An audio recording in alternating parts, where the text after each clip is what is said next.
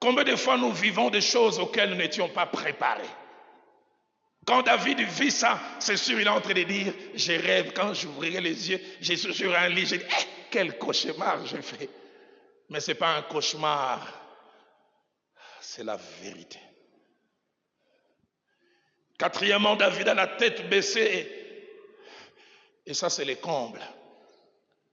Parce qu'il est au 2e jour de la révolte d'Absalom et il apprend quelque chose qui lui poignarde les cœurs. De Samuel, chapitre 7, verset 21 à 22.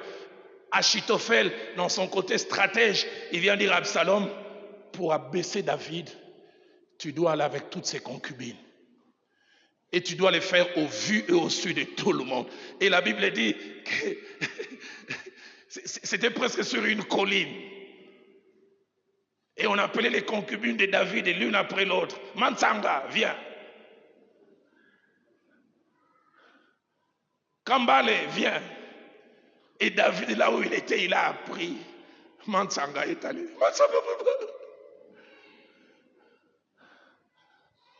Poignardé. Est-ce que ça vous est déjà arrivé de vivre quelque chose, vous avez l'impression que vous allez mourir? Je me souviens quand j'ai connu des problèmes, j'ai commencé à avoir des douleurs qui allaient de la tête jusqu'à derrière. Au départ, je pensais que je dormais mal. Je suis allé voir un médecin, il a dit, tu as un problème d'estomac, tu réfléchis beaucoup, tu as des problèmes. J'ai dit, non, je n'ai pas de problèmes, j'ai des problèmes.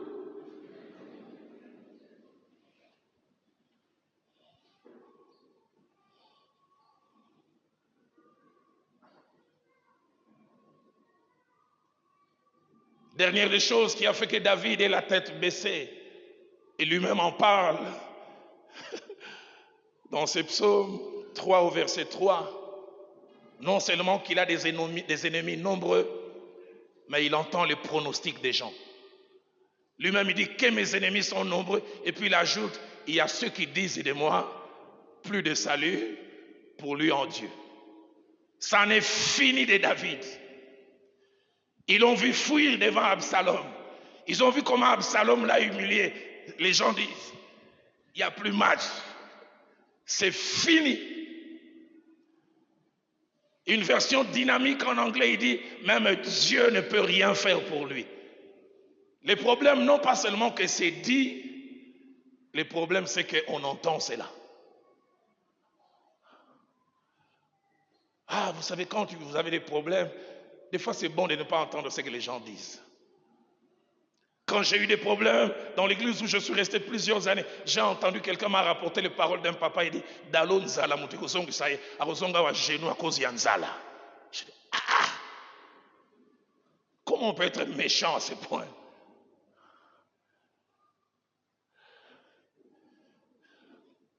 Sixième chose, c'est qu'au moment où David vit ces choses, il expérimente 3 choses que quelquefois Dieu aime que nous puissions expérimenter. La première, il a atteint un seuil d'incompétence. Il a un problème, mais pour lequel il n'a pas de solution. La majorité est contre lui. Absalom a l'armée. Combien de fois ça nous arrive d'avoir un problème et nous ne savons pas où commencer? Cela me rappelle la prière de Josaphat dans 2 Chroniques, au chapitre 20, au verset 12, quand 3 armées attaquent Juda. Écoutez la prière de Josaphat, nous ne savons que faire devant cette multitude nombreuse. Que c'est dur d'être un leader, d'avoir des gens derrière, ils ont les yeux tournés sur toi, mais toi-même tu n'as pas de solution.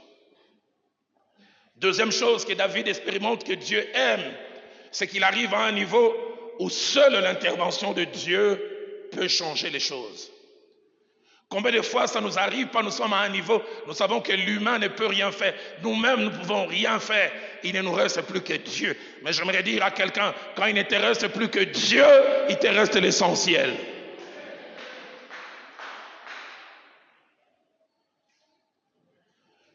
J'ai un couple chez nous à Philadelphie, 8 ans de vie de couple, Azos permise. C'est ce qu'on a diagnostiqué. Ce médecin lui a dit, si toi tu mets au monde 2 choses, soit ta femme t'a trompé, Ou alors il y a eu un miracle, mais des miracles, ça n'existe pas. 6 mois après, ils ont eu un enfant qui s'appelle aujourd'hui Manassé. Il m'a dit, les jours, ils sont allés voir le médecin a dit, tel que je t'avais dit, hein, ta femme doit t'avoir trompé. Pour que je croie, il doit y avoir un test ADN. On a fait les tests, le médecin a dit, oh, les miracles, ça existe. J'aimerais dire à quelqu'un, quand il te reste plus que Dieu, tu as encore quelque chose. Dans 2 Rois chapitre 6 au verset 27, il y a grande famine en Samarie. Les rois étaient en train de passer et une femme est en train de crier, roi, sauve-nous. J'aime la sincérité de ces rois. Il dit, avec quoi te sauverai-je si Dieu ne te sauve pas? Avec les fruits du pressoir. Il arrive des fois, les gens tournent les yeux vers nous, mais nous aussi nous disons aux gens, il n'y a que Dieu qui peut faire quelque chose pour toi. Troisième chose que David expérimente et que Dieu aime, c'est qu'il ne lui reste plus que la prière. Savez-vous qu'il y a des moments où même celui qui ne prie pas n'a plus que la prière. Je me souviens de ces jours où avec le prophète Daniel Kawata, nous quittions Kinshasa pour aller en Afrique du Sud célébrer un mariage. Pour la première fois, coupure d'électricité dans un avion. On a dit que ça n'a duré que 3 secondes. 3 secondes. Tout est noir. Et subitement, on a perdu la... 2 messieurs qui disaient qu'ils étaient athées. J'ai entendu la crier, Jésus! J'ai dit, oh! Jésus! Parce qu'il y a des moments où il ne vous restera que la prière. Mais j'aime ce que mon pasteur disait, là où tout a échoué, la prière est réussie. Mercredi, je faisais cette méditation qui m'a fait énormément du bien. Je n'aurai pas le temps de lire ce passage. 2 Rois chapitre 18, versets 28 à 35. Les rois Ézéchias est menacé par les rois d'Assyrie. Et les rois d'Assyrie lui envoient son porte-parole qu'on appelle Rabshakeh.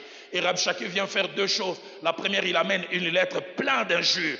Et la deuxième, il se met à injurier Ézéchias en public. Il dit, ne suivez pas Ézéchias. Il commence à donner les palmarès. J'ai battu tel peuple, où était leur Dieu? J'ai combattu tel peuple, je les ai détruits. Qu'Ézéchias ne puisse pas vous faire croire que vous pouvez vaincre. Et il dit, allez lui donner cette lettre. Et j'aime ce que ma Bible dit.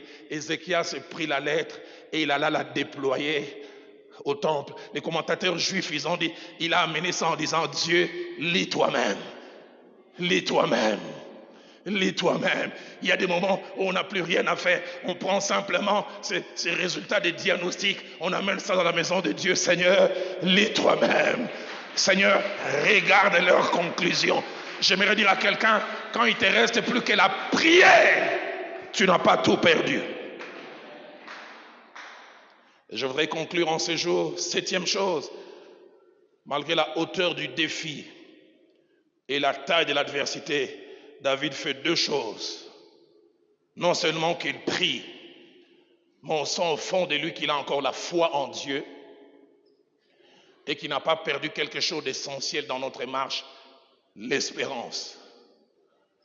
C'est pourquoi il dit, tu es mon roi, tu es ma gloire et tu es mon bouclier.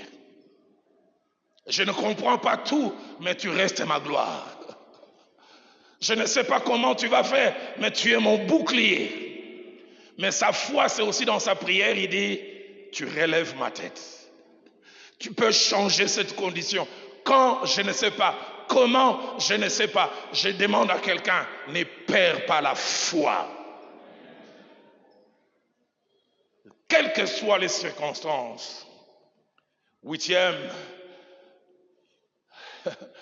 et avant-dernière chose, c'est que la prière de David en disant « relève ma tête », 2 Samuel chapitre 20 verset 3 nous montre que ça a été exaucé. Parce que pour ceux qui ne le savent pas, la révolte d'Absalom n'a duré que 4 jours. Et la prière que David fait, il est fait au 2e jour. Au 4e jour, écoutez ce que ma Bible dit, David rentra dans sa maison à Jérusalem.